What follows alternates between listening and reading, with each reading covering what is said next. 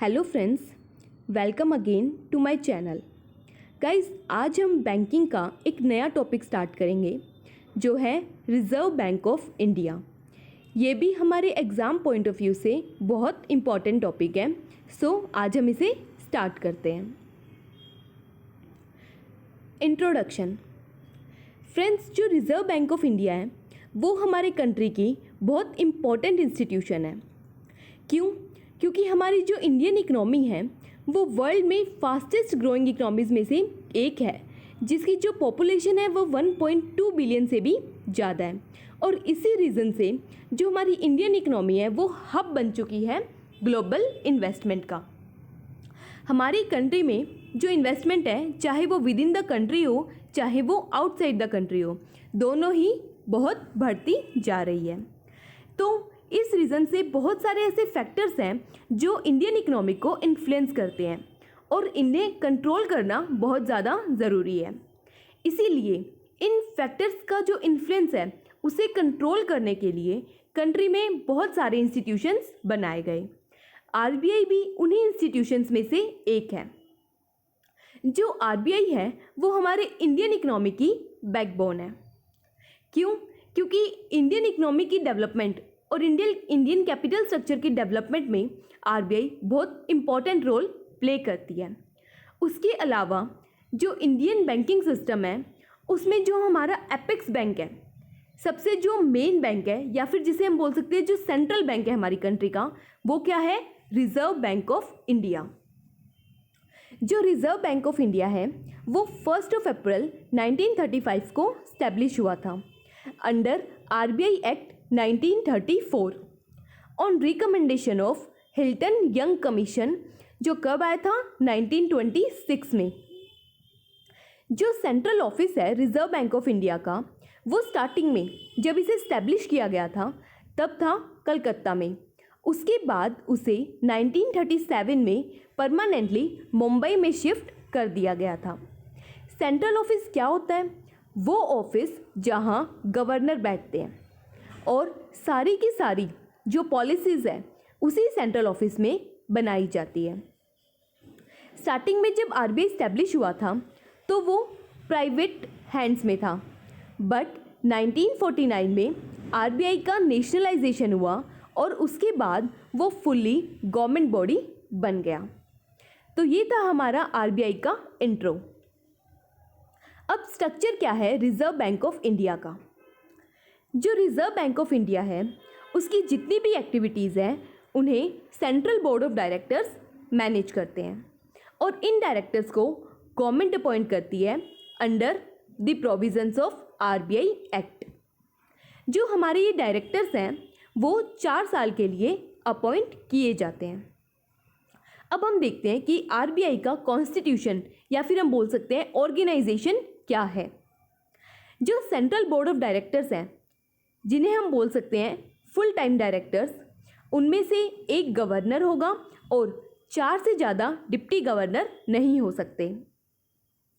और जो non official directors हैं, जिन्हें भी गवर्नमेंट ही नॉमिनेट करती है, उनमें 10 हमारे क्या होंगे? डायरेक्टर्स होंगे डिफरेंट फील्ड के, और 2 डायरेक्टर्स होंगे हमारे गवर्नमेंट मतलब 2 डायरेक्टर्स होंगे जिन्हें गवर्नमेंट अपॉइंट करेगी। और अदर्स में हमारे 4 डायरेक्टर्स होंगे। हमारी आरबीआई के 4 रीजनल ऑफिस हैं और उन्हीं चारों रीजनल ऑफिसेज में से एक एक डायरेक्टर अपॉइंट किया जाएगा। अब आता है कुछ इंपॉर्टेंट पॉइंट्स आरबीआई से रिलेटेड। सबसे पहले जो फर्स्ट गवर्नर थे आरबीआई के, वो थे हमारे sir Osborne Smith. First Indian governor थे जो आरबीआई के, वो थे सर सी.डी. देशमुख। आज के टाइम में जो अभी करंट गवर्नर है वो है मिस्टर शक्तिकांता दास। वो पर्सन जो सबसे लॉन्गेस्ट टाइम के लिए आरबीआई के गवर्नर रहे वो थे मिस्टर बेंजल रामा राव। ये टोटल 7 ईयर्स और 197 डेज के लिए आरबीआई के गवर्नर रहे थे। इन्हें 1 जुलाई 1949 को अपॉइंट किया गया था और इनका जो पीरियड था वो जनवरी 14, 1957 को एंड हुआ था। वो पर्सन जो सबसे शॉर्टेस्ट टाइम पीरियड तक आरबीआई के गवर्नर रहे थे वो थे मिस्टर अमिताभ घोष। ये सिर्फ और सिर्फ 20 डेज के लिए गवर्नर रहे थे आरबीआई के। इनका जो टाइम पीरियड स्टार्ट हुआ था वो 15 जन 1985 को हुआ था और 4 फेब 1985 को ख़त्म हो गया था।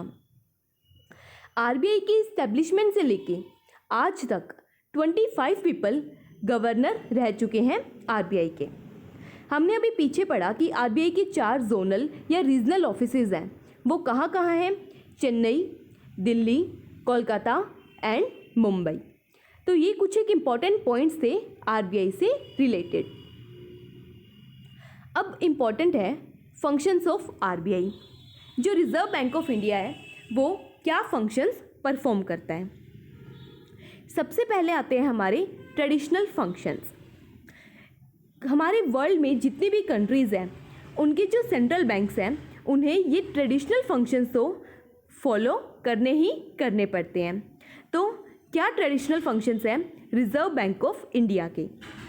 सबसे पहले इशू करेंसी नोट्स।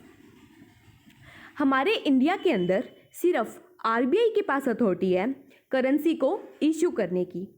स्टार्टिंग में जब आरबीआई स्टैब्लिश हुआ था तब ये जो करेंसी इशू करते थे उसमें 1 रुपये के नोट या फिर जो कॉइन्स थे स्मॉलर डिनोमिनेशन के, इन्हें इशू नहीं किया जाता था। बट जब महात्मा गांधी सीरीज़ आई नोट्स की तब जो रिजर्व बैंक ऑफ इंडिया है वो स्मॉल डिनोमिनेशन के नोट्स को भी इशू करने लगे। आरबीआई एक्ट 1934 में सेक्शन 22 के अंडर आरबीआई के पास पावर है करेंसी को इशू करने की, और इस सिस्टम को हम क्या बोलते हैं? Minimum reserve system. सिर्फ कंट्री में जो आरबीआई करेंसी इशू करेगी वो लीगल होगी, उसके अलावा जो होगी वो इलीगल करेंसी होगी। जो करेंसी के नोट्स इशू करता है आरबीआई वो किन सिक्योरिटी के अगेंस्ट करते हैं? Gold bullions, gold coins, promissory notes, exchange bills and government of India bonds.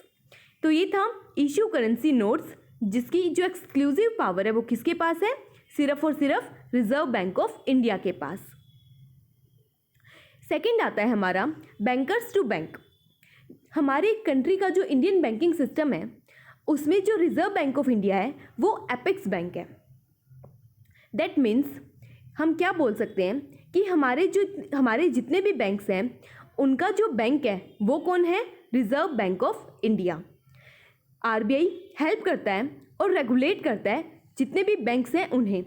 किसी भी बैंक को अगर फाइनेंस की रिक्वायरमेंट है तो वो आरबीआई के पास इजीली जाके लोन ले सकता है। आरबीआई के पास पावर है कि वो बैंक्स को गाइड कर सकती है, उन्हें हेल्प कर सकती है और डायरेक्ट भी कर सकती है। तो इन शॉर्ट हम क्या बोल सकते हैं कि जो रिजर्व बैंक ऑफ इंडिया है वो जितने भी कमर्शियल बैंक है हमारे इंडिया में उनका गार्डियन है।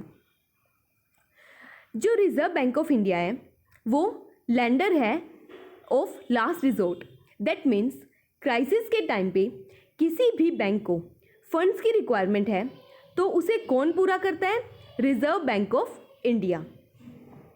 जो इंडिया का बैंकिंग रेगुलेशन एक्ट है 1949, उसके अंडर आरबीआई के पास पावर है बैंक्स को सुपरवाइज करने की और जो हमारा पूरा का पूरा बैंकिंग सिस्टम है उसे कंट्रोल करने की। तो ये था bankers to other bank. That means कि आरबीआई क्या है? हमारे जितने भी बैंक्स हैं उनका बैंक है। उसके बाद जो थर्ड आता है हमारा वो है banker, agent and financial adviser of the government. RBI act 1934 में सेक्शन 20 के अंडर जो आरबीआई है उसके पास पावर है कि वो एक्ट कर सकता है एज अ बैंकर या फिर as an agent of government.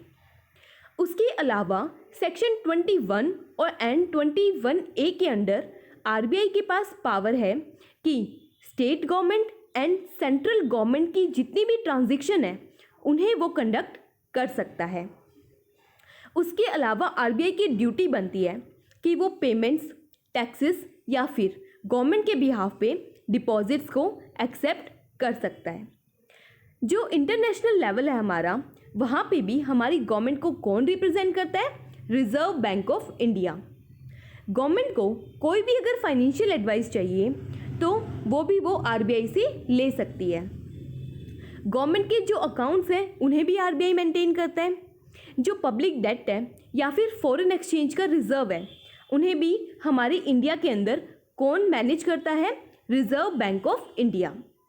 अगर सेंट्रल या फिर स्टेट गवर्नमेंट्स को शॉर्ट टर्म फंड्स की रिक्वायरमेंट है तो उनकी उस नीड को भी रिजर्व बैंक ऑफ इंडिया ही फुलफिल करवाता है।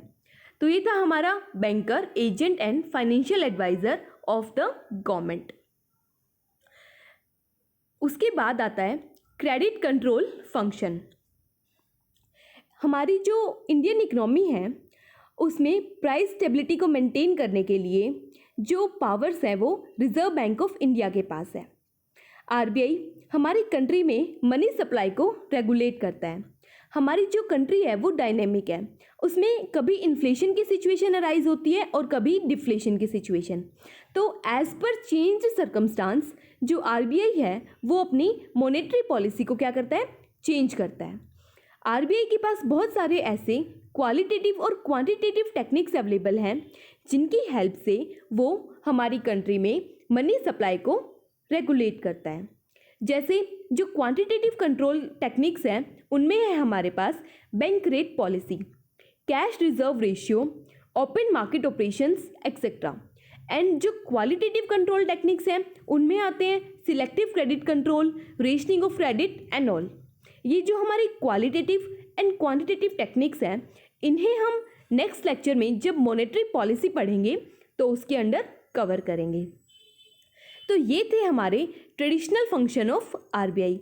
आई होप कि ये आपको क्लियर होंगे। अब आते हैं हमारे promotional and development functions of RBI. किसी भी कंट्री में जो सेंट्रल बैंक है वो बहुत सारे प्रमोशनल और डेवलपमेंट फंक्शन परफॉर्म करते हैं। ये वेरी करता है कंट्री टू कंट्री। हमारी कंट्री में रिजर्व बैंक ऑफ इंडिया ये रोल परफॉर्म करता है। किसी भी कंट्री की डेवलपमेंट के लिए ये जो फंक्शंस हैं वो बहुत ही इम्पॉर्टेंट हैं। सो हम देखते हैं ये फंक्शंस कौन कौन से हैं। सबसे पहला आता है हमारा promotion of banking habits and expansion of banking system. Reserve Bank of India बहुत सारे ऐसे फंक्शंस परफॉर्म करता है जिससे हमारी कंट्री के जो डिफरेंट सेक्शन हैं उनके जो लोग हैं उनमें बैंकिंग हैबिट्स को प्रमोट किया जाए, लोगों का कॉन्फिडेंस इंक्रीज़ किया जाए इंडियन बैंकिंग सिस्टम के अंदर।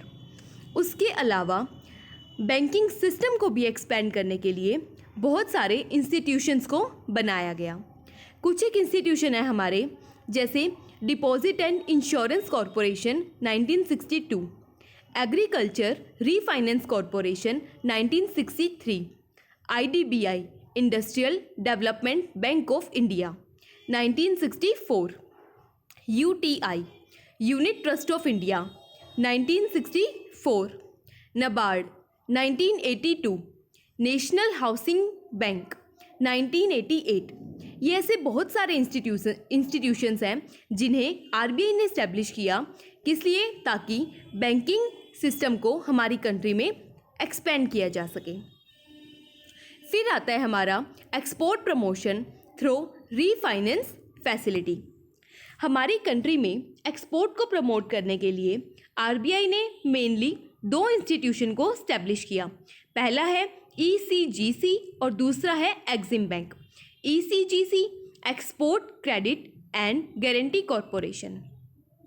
जो ईसीजीसी है वो इंश्योरेंस प्रोवाइड करवाता है एक्सपोर्ट्स के लिए और एग्जिम बैंक एक्सपोर्ट इंपोर्ट के लिए हमें फाइनेंस फैसिलिटी प्रोवाइड करवाते हैं। ये दोनों बहुत ही इम्पॉर्टेंट इंस्टीट्यूशंस हैं फॉरेन ट्रेड को इंक्रीज़ करने के लिए हमारी कंट्री में, और जो ये रेट ऑफ इंटरेस्ट चार्ज करते हैं वो भी बहुत लोअर है। फिर आता है development of financial system. RBI हमारी कंट्री के फाइनेंशियल सिस्टम को स्ट्रेंथन करने के लिए फाइनेंशियल इंस्टीट्यूशन, फाइनेंशियल मार्केट और फाइनेंशियल इंस्ट्रूमेंट्स को डेवलप करता है उन्हें प्रमोट करता है ताकि हमारी जो इकोनॉमिक डेवलपमेंट है उसे बढ़ाया जा सके। हमारी कंट्री के जितने भी बैंकिंग और नॉन बैंकिंग फाइनेंशियल इंस्टीट्यूशंस हैं उन्हें अच्छे से मेंटेन करता है आरबीआई, ताकि जो फाइनेंशियल सिस्टम है वो साउंड हो और उसमें डेवलपमेंट हो हेल्दी। तो हम क्या बोल सकते हैं शॉर्ट में कि हमारी इकोनॉमी की डेवलपमेंट को फास्ट करने के लिए आरबीआई फाइनेंशियल सिस्टम को क्या करता है, अच्छे से मैनेज करता है, उसे प्रमोट और एनकरेज करता है। फिर आता है support to cooperative sector. Reserve Bank of India जो कोऑपरेटिव सेक्टर्स हैं उन्हें भी सपोर्ट प्रोवाइड करवाते हैं। जो हमारे कोऑपरेटिव बैंक्स हैं उनका जो मेन मोटिव है वो है development of agriculture and rural sectors. तो इनकी डेवलपमेंट के लिए कॉरपोरेट सेक्टर की डेवलपमेंट ज़रूरी है और उन्हें डेवलप करने के लिए जो आरबीआई है वो सपोर्ट प्रोवाइड करवाता है। वो फाइनेंस की facility RBI in corporate sectors को नाबार्ड के थ्रू फाइनेंस की फैसिलिटी प्रोवाइड करता है। फिर आता है हमारा सपोर्ट फॉर इंडस्ट्रियल फाइनेंस। हमारी कंट्री में इंडस्ट्रियल डेवलपमेंट में भी आरबीआई बहुत इंपॉर्टेंट रोल प्ले करता है। बहुत सारे ऐसे इनिशिएटिव्स लिए गए हैं जिससे इंडस्ट्रियल डेवलपमेंट इंक्रीज़ हो। जैसे बहुत सारे इंस्टीट्यूशन बनाए गए, आईसीआईसीआई, आईडीबीआई, सिडबी, ऐसे बहुत से इंस्टीट्यूशन बनाए for development of industrial sector. उसके अलावा reserve Bank of India small scale industry की डेवलपमेंट पे भी फोकस करता है। उनकी जो फाइनेंस की नीड है उन्हें भी फुलफिल करता है। आरबीआई टाइम टू टाइम जो कमर्शियल बैंक्स हैं उन्हें डायरेक्शन प्रोवाइड करवाता है कि जो स्मॉल स्केल इंडस्ट्रीज़ हैं उन्हें फाइनेंशियल और टेक्निकल असिस्टेंस प्रोवाइड की जाए, उनकी फाइनेंस नीड को पूरा किया जाए ताकि वो अच्छे से डेवलप हो, क्योंकि इसी से हमारी कंट्री का जो ओवरऑल इंडस्ट्रियल डेवलपमेंट है वो हो सकेगा। उसके बाद आता है हमारा सपोर्ट फॉर एग्रीकल्चर सेक्टर। वही एग्रीकल्चर सेक्टर को भी प्रमोट करने के लिए आरबीआई ने बहुत सारे नए नए इनिशिएटिव्स लिए। दो मेन हमारे इंस्टीट्यूशंस हैं जो एग्रीकल्चर सेक्टर को इंक्रीज करने में हेल्पफुल है, वो है नाबार्ड और regional rural banks. NABARD short term और long term credit facility provide करवाता है एग्रीकल्चर सेक्टर को। उसके अलावा जो इंटरेस्ट रेट है वो भी बहुत मिनिमम है, जिसे जो फार्मर्स हैं वो इजीली पे कर सकते हैं। तो हम बोल सकते हैं कि एग्रीकल्चर सेक्टर की डेवलपमेंट में भी आरबीआई का बहुत इम्पॉर्टेंट रोल है। फिर आता है training provision for banking staff. जो हमारा पूरा का पूरा इंडियन बैंकिंग सिस्टम है उसे चलाने के लिए स्टाफ की रिक्वायरमेंट होगी और हमें ट्रेन स्टाफ चाहिए उन्हें चलाने के लिए। तो आरबीआई ने बहुत सारे इंस्टीट्यूशन स्टैब्लिश किए हैं, जैसे NIBM national institute of bank management, BSc bank staff college etcetera. ऐसे बहुत से इंस्टीट्यूशंस हैं जिन्हें आरबीआई ने स्टैब्लिश किया है जो ट्रेन करते हैं किन्हें, बैंकिंग स्टाफ को। लास्ट आता है हमारा data collection and publication of report. RBI time to time different type of data भी कलेक्ट करता है, जैसे इंटरेस्ट रेट से related, inflation, deflation, saving, investment, इन सब से रिलेटेड डाटा को आरबीआई कलेक्ट करता है। और ये डाटा किसके लिए हेल्पफुल होगा? जो रिसर्चर्स हैं या फिर वो पर्सन्स जिन्हें पॉलिसी को फॉर्मुलेट करना है, उनके लिए ये डाटा बहुत इम्पॉर्टेंट होगा। जो आरबीआई है वो अपनी पब्लिकेशन डिवीज़न के थ्रू जो डाटा है उन्हें पब्लिश करता है। ये वीकली रिपोर्ट्स भी प्रोवाइड करवा सकते हैं, एनुअल रिपोर्ट्स भी दे सकते हैं। उसके अलावा ये हमें ट्रेंड से रिलेटेड कि हमारे जो फाइनेंशियल मार्केट है उसमें क्या ट्रेंड चल रहा है उनसे रिलेटेड भी रिपोर्ट प्रोवाइड करवाते हैं। और उसके अलावा ये हमें बताते हैं कमर्शियल बैंक्स की प्रोग्रेस के बारे में। तो ये थे हमारे promotional and development roles of RBI. I hope कि आप लोगों को क्लियर होगा। अब आते हैं हमारे supervisory roles of RBI. RBI बहुत सारे सुपरवाइजरी रोल्स भी परफॉर्म करता है ताकि जो हमारा इंडियन बैंकिंग सिस्टम है वो साउंड और हेल्दी रहे। तो ये कौन कौन से फंक्शंस हैं? इसमें सबसे पहले आता है हमारा गिविंग लाइसेंस टू बैंक। हमारी कंट्री में सिर्फ आरबीआई के पास ही पावर है कि वो किसी भी बैंक को लाइसेंस दे सकती है। अगर किसी भी बैंक को अपनी नई ब्रांच ओपन करनी है या फिर अपने काउंटर्स को एक्सटेंड करना है, अपनी किसी ब्रांच को क्लोज करना है या फिर कोई नया इंस्ट्रूमेंट मार्केट में लाना है, तो इन सब के लिए उसे आरबीआई की परमिशन की ज़रूरत है। आरबीआई की परमिशन के बिना वो इनमें से कोई भी काम नहीं कर सकता। आरबीआई के पास पूरी पावर है कि वो किसी भी एरिया में अगर बैंक्स में अननेसेसरी कंपटीशन है तो उसे वो ख़त्म कर सकता है। इससे क्या होगा, जो अनडिज़ायरेबल पीपल हैं हमारे, वो हमारे इंडियन बैंकिंग सिस्टम में नहीं आएंगे और अगर प्रेजेंट है तो वो रिमूव हो जाएंगे। तो इससे हमारा इंडियन बैंकिंग सिस्टम साउंड और हेल्दी रहेगा। फिर आता है bank inspection and inquiry. RBI के पास पावर है कि वो टाइम टू टाइम बैंक्स को इंस्पेक्ट कर सकता है और इंक्वायरी कर सकता है किसी भी मैटर से रिलेटेड। जो रिजर्व बैंक ऑफ इंडिया है वो बैंक्स के loans, advance, deposits, investment functions, इनमें से किसी को भी इंस्पेक्ट कर सकता है। आरबीआई के पास पावर है कि वो ये देखे कि जो बैंक्स हैं वो रिजर्व बैंक ऑफ इंडिया के जो आरबीआई एक्ट के जो प्रोविजंस हैं और बैंकिंग रेगुलेशन एक्ट के जो प्रोविजंस हैं उन्हें फॉलो कर रहे हैं या फिर नहीं कर रहे। RBI time to time like once or twice in a year banks का इंस्पेक्शन करता है। उसके अलावा पीरियोडिकली ये भी देखता है कि जो हमारे बैंक्स हैं उनके पास एसेट्स और लायबिलिटीज़ कितनी अवेलेबल हैं। तो ये था बैंक इंस्पेक्शन एंड इंक्वायरी। फिर आता है control over non banking financial institutions. जो रिजर्व बैंक ऑफ इंडिया है वो बैंकिंग के साथ साथ नॉन बैंकिंग फाइनेंशियल इंस्टीट्यूशंस को भी मैनेज करते हैं। उनके पास पूरी पावर है इन्हें भी इंस्पेक्ट करने की और इंक्वायरी करने की। नेक्स्ट है हमारा implementation of deposit insurance scheme. इस स्कीम के अंडर जो स्मॉल डिपॉजिटर्स हैं उन्हें इंश्योरेंस प्रोवाइड की जाती है इन केस अगर कोई बैंक फेल हो जाता है। यहाँ जो इंश्योरेंस है वो 1 लाख से नीचे के जो डिपॉजिट्स होंगे उनके लिए होगी। इसके लिए जो इंस्टीट्यूशन बनाया गया है वो है deposit insurance guarantee corporation of RBI. ये आरबीआई की एक सब्सिडरी है। अगर कोई भी बैंक फेल हो जाता है तो स्मॉल डिपॉजिटर्स को ये इंस्टीट्यूशन इंश्योरेंस प्रोवाइड करवाता है। क्या कौन कौन कवर होते हैं इसके अंडर?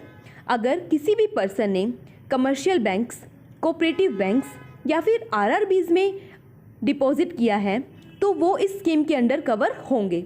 बट अगर फिक्स डिपॉजिट्स हैं कौन से इंस्टीट्यूशन के साथ? आईसीआईसीआई, आईडीबीआई, तो ये लोग इस स्कीम के अंडर कवर नहीं होंगे। लास्ट आता है हमारा periodic review of working of commercial bank. Commercial bank की जो वर्किंग है उन्हें भी time to time RBI inspect करता है, सुपरवाइज करता है। उसके अलावा वो कमर्शियल बैंक्स की एफिशिएंसी को इंक्रीज़ करने के लिए उन्हें गाइड भी करता है और साथ ही साथ टाइम टू टाइम नई नई पॉलिसीज़ को भी इम्प्लीमेंट किया जाता है ताकि हमारे इंडियन बैंकिंग सिस्टम को और ज़्यादा इम्प्रूव किया जा सके। तो ये थे हमारे supervisory role of Reserve Bank of India. Last आते हैं हमारे prohibitory roles of Reserve Bank of India. क्या क्या प्रोहिबिटरी रोल्स हैं? जो रिजर्व बैंक ऑफ इंडिया है वो ना तो किसी इंडस्ट्रियल अंडरटेकिंग के और ना ही खुद के शेयर्स को परचेज कर सकता।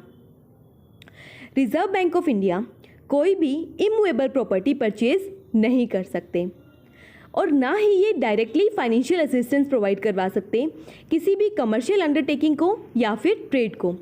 ये सिर्फ और सिर्फ बैंक्स को फाइनेंशियल असिस्टेंस प्रोवाइड करवाते हैं। अगर किसी कमर्शियल अंडरटेकिंग या ट्रेड को फाइनेंस की रिक्वायरमेंट है तो वो कमर्शियल बैंक्स के पास जाएंगे। एट लास्ट जो आरबीआई है वो उसके पास अथॉरिटी नहीं है लोन देने की। किसके बेसिस पे?